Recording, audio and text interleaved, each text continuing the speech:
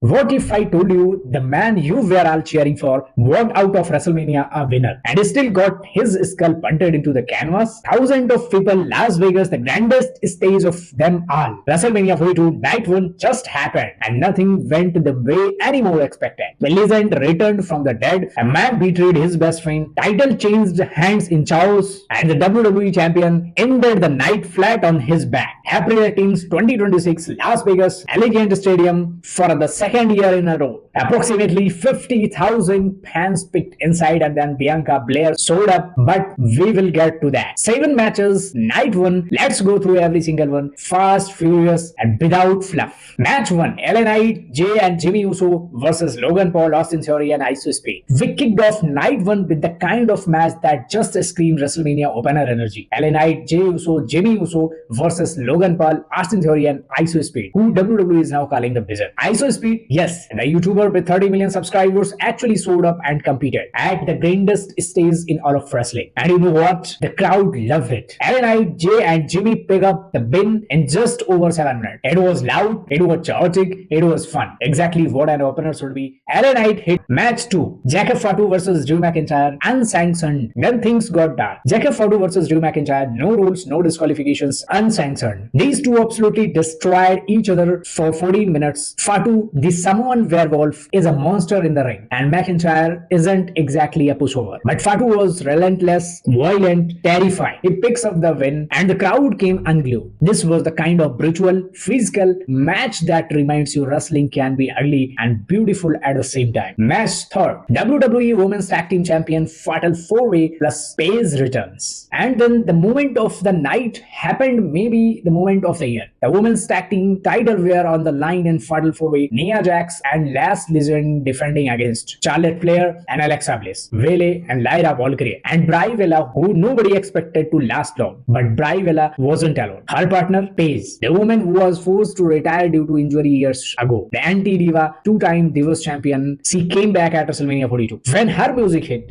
Allegiant Stadium lost its mind. The match built perfectly. Brie kept trying to chai her, kept getting cut off. The crowd got louder and louder, waiting for that hot tag. When Paige finally got in that ring, she hit the rampage, her signature DDT, and pinned Alexa Bliss to become new Women's Tag Team Champion. Goosebumps, absolutely goosebumps. Paige is back and she is a champion on day 1. Match 4. Women's Intercontinental Championship, AJ Lee versus Becky Lynch. Next up, Becky Lynch challenging AJ Lee for the Women's Intercontinental Championship. This was a rematch from Elimination Chamber in February, where AJ Lee picked up the upset win. And for AJ Lee, this was her first WrestleMania in 11 years. The match ran just over. Match 5th. Gunther versus Seth Rollins. Match of the night. Now this is what wrestling is supposed to look like. Gunther, the ring general, the most dominant champion in WWE in last decade, versus Seth freaking Rollins, one of the most gifted performers alive. 15 minutes and 48 seconds of pure elite technical warfare. Gunther was methodical, punishing, vicious. Rollins was explosive, counter for counter, giving everything he had. The crowd was chanting, this was awesome, because it was. But just when Rollins side and speared Rollins, the distraction was all Gunther needed. He locked in his sleeper hold and Rollins was out. Gunther wins his first WrestleMania victory since 2023, and Bron Breakker just turned on everything. The match itself, grade A. Match of the night, no debate. Match 6. Women's World Championship, Stephanie Vaquer versus Liv Morgan. If Gunther Rollins was the best match of the night, then Vaquer versus Liv Morgan was the most controversial. Stephanie Vaquer had been champion for over 200 days. She earned that title. She carried that title and the fans respected her. But Liv Morgan had backup. Roxanne Perez and Raquel Rodriguez, Judgment Day members, showed up at ringside to distract the champions. The match lasted under 7 minutes. Vaquer was hit with her own finisher. All of